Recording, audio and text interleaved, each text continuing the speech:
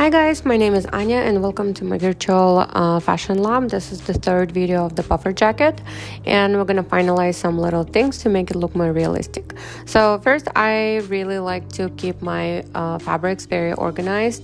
I like to rename them depending who I work with. Maybe there is a code, maybe it's just the name of the fabric, and I move them around to make sure that the most important one is on top.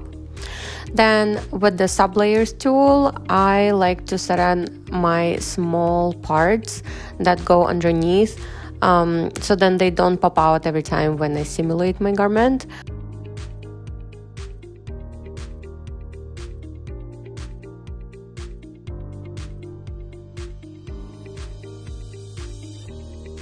And now let's make everything more detailed. I will bring my particle distance to 8 for all the pattern pieces and I will simulate it.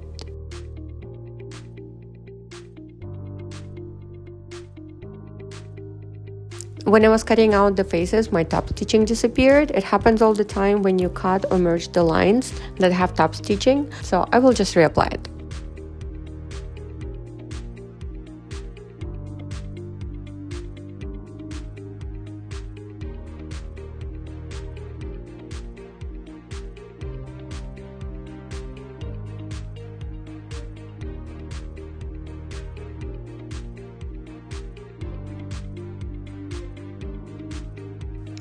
Now let's apply the pretty fabrics.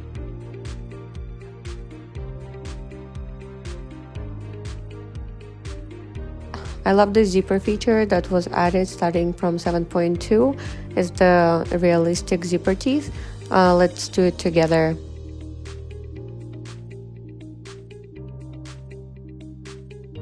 Just click on your zipper tape and change from texture to OBJ to get those beautiful realistic teeth. You can change the type to nylon, plastic, or metal. And when you do choose the metal, you have options to choose different presets of types of metals, which is amazing.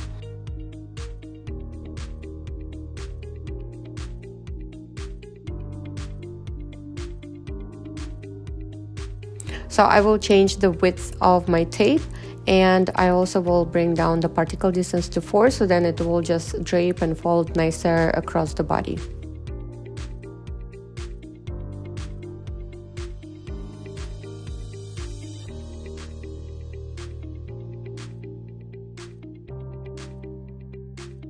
So now as you see, I'm changing my teeth to metal. I can change the different metal type, and then separately completely with very easy clicking, I can change the type of texture of the zipper tape and also the color of it. Before it would be really complicated as I would have to create a lot of maps, and now it's as easy as just clicking down and choosing what you like.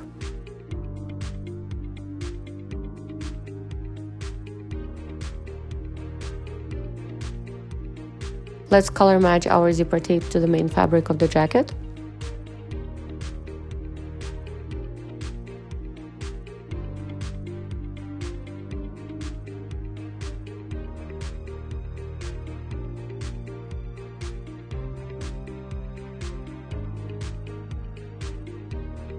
I want to add the edge stitching around the jacket.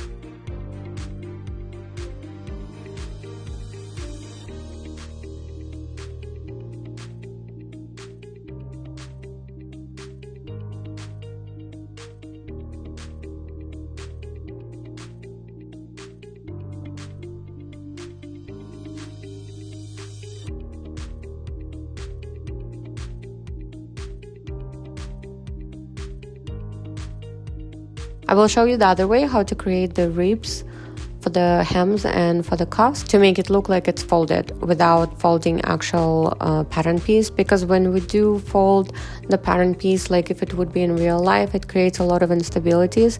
I personally just like to increase additional thickness, but for some people it might seem not as realistic because some of the edges are not controlled as well. So if you would like to have some different way how to express your ribs, then this is the way. So for the edge that actually is being fake folded, you set up the sewing line type to custom angle, and then you set the different number rather than 180. So in my case I chose 330, but experiment and see what different number will give you. And then all the other seams that are sewn into the garment, just make sure that your sewing line type is turned. Don't forget to delete the normal map to make it look seamless.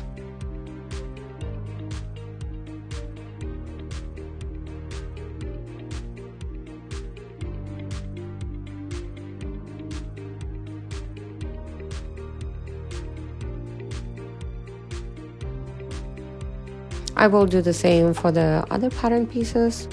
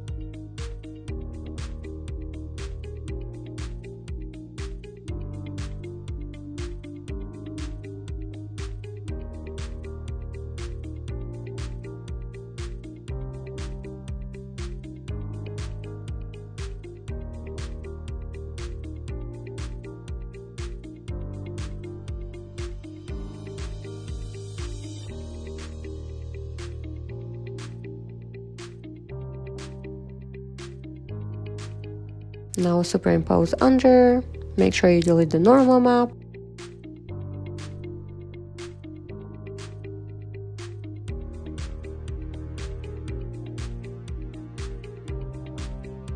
Now I'm gonna add the puckering.